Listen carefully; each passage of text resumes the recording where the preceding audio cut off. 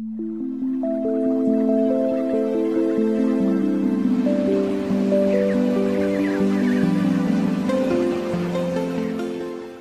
gede-gede nih, yang besar-besar ya. Nanti jam 4 mandi, udah pakai baju sekolah. Nggak perlu lama dulu, ya. Jangan sampai sih kalian belajar nafas, akhirnya nggak sekolah. Tadi pesennya Bu Christine, sama ya sadar nafas, suruh latihan nafas, disuruh jam 5 pagi. Ya habis mandi tadi, tapi tadi pesennya kalau habis mandi itu tambah seger. Ya jadi aku juga mau praktekin.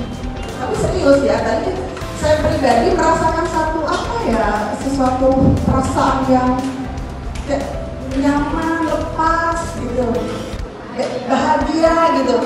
Nah, syukur-syukur nanti kita ada musik, ini kan tadi pakai musik relaksasi ya. Nanti kita cari di YouTube banyak kali ya kalau musik relaksasi.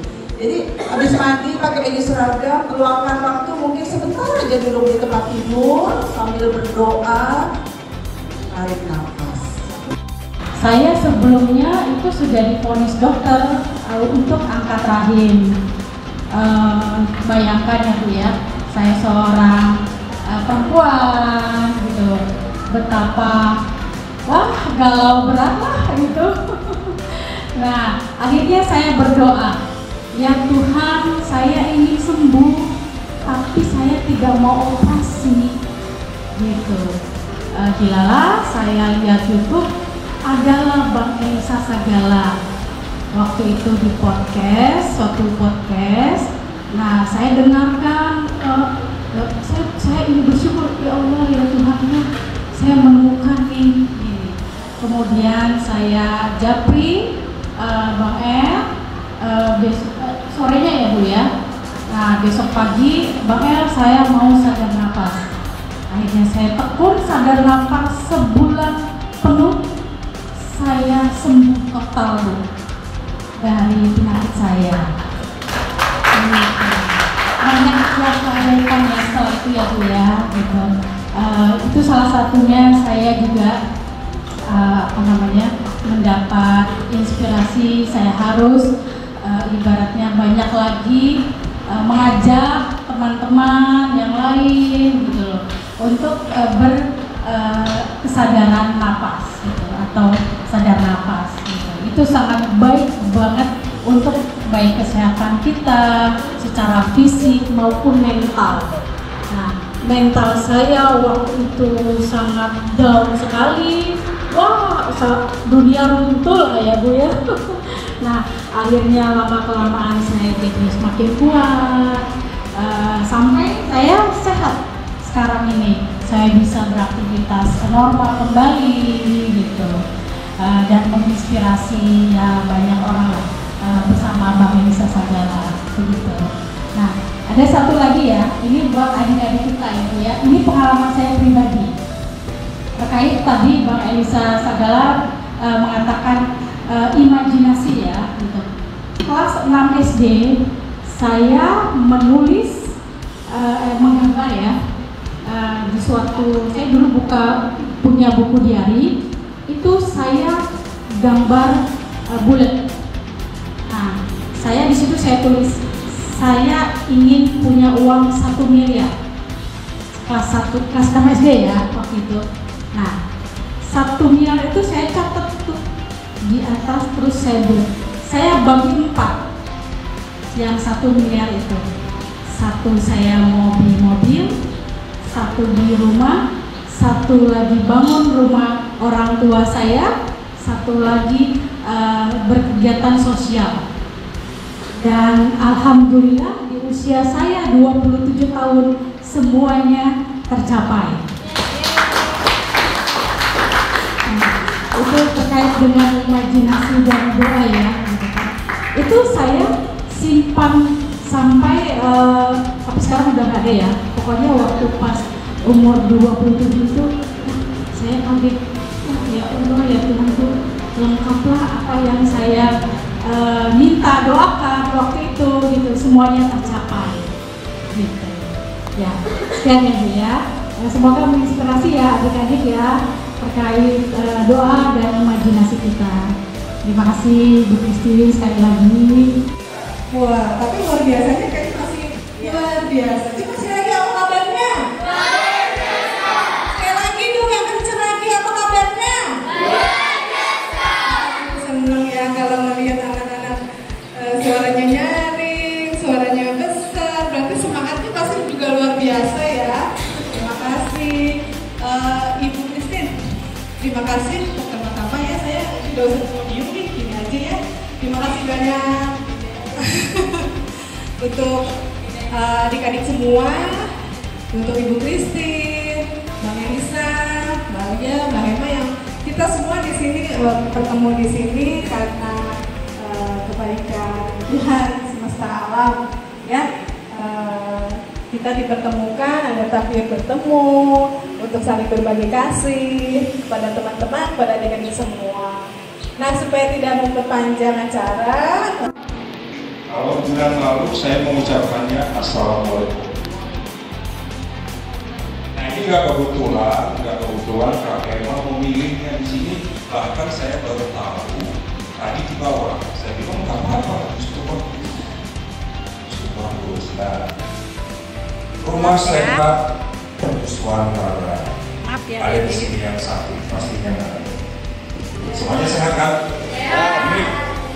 Semuanya sehat. Nah, komunitas Rumah Sehat Nuswantara ini anggotanya itu ada di seluruh dunia. Kami ada di ribuan orang, tetapi yang hadir di sini sekarang hanya 4.000 orang. Karena ditemani malaikat kan, kita selalu ditemani malaikat. Amin. Nah, kami itu berkumpul dari berbagai latar belakang, agama, suku, bangsa, dan lain-lain. Karena memang begitu kan, Tuhan mengajarkannya begitu toh. Kita mungkin mau seperti apapun itu, kita semua sama di hadapan Tuhan. Kita semua sama bagi Tuhan. Dia memberikan napas, udara, matahari, hujan, kan nggak pilih-pilih toh.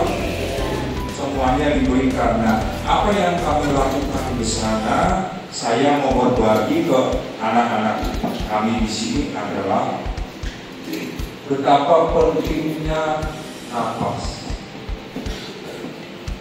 Betapa pentingnya napas. Kalau di kitab suci atau di Alkitab dibilang Tuhan menciptakan Adam dari tanah, dibentuk sedemikian rupa, apa sudah hidup?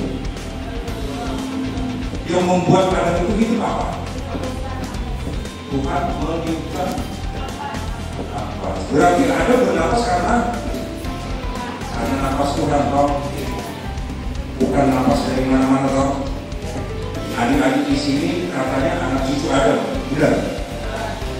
Kalau Adam bernapas, kalau Adam hidup karena napas Tuhan, berarti adik-adik di sini, anak-anak kami di sini hidup karena napas siapa? Itulah yang kami dalami di sini.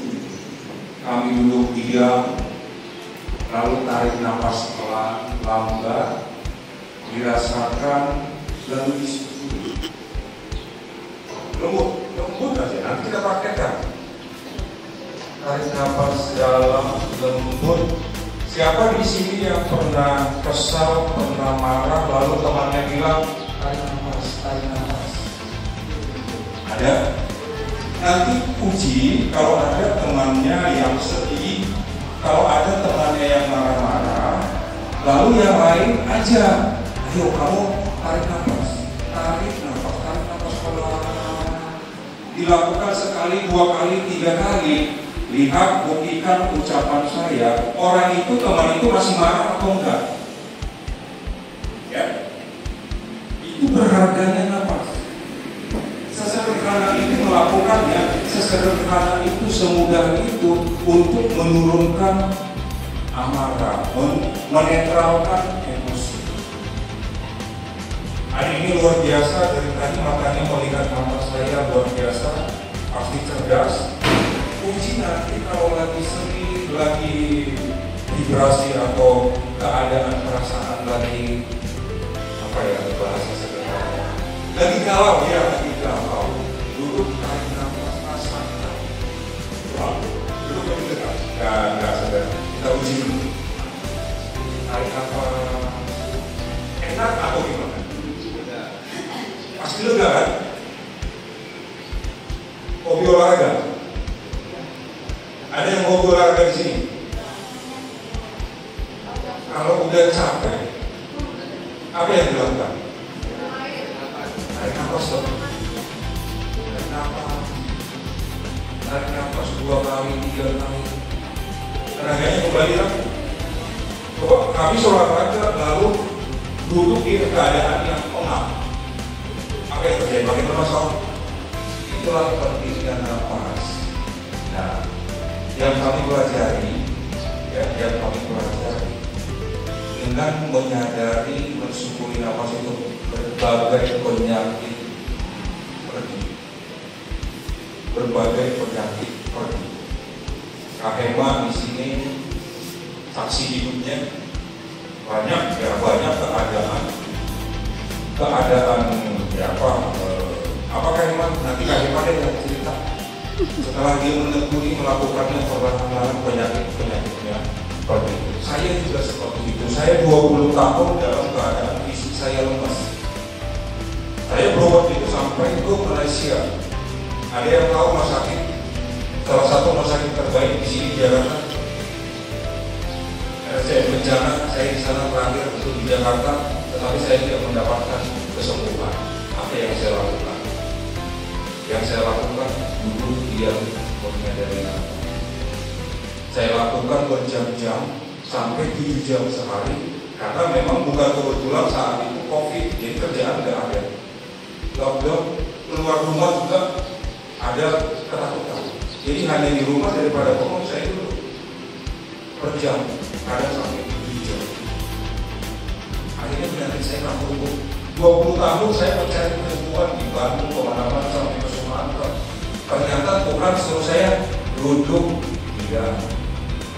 Duduk diam, pikiranmu tenangkan, sadari nafasmu, rasakan bahwa itu adalah roh Tuhan. Siapa yang senang baca Alkitab di sini? Nanti baca di Ayub 33 ayat 4 kalau nggak salah. Saya dibuat oleh rohnya, saya bernafas karena nafas. Itu yang saya sampaikan. Jadi siapapun kita, apapun agama kita, kita hidup karena nafas Tuhan. Ada di sini yang kalau mau bernafas, udara itu bertanya agamamu apa? Ada.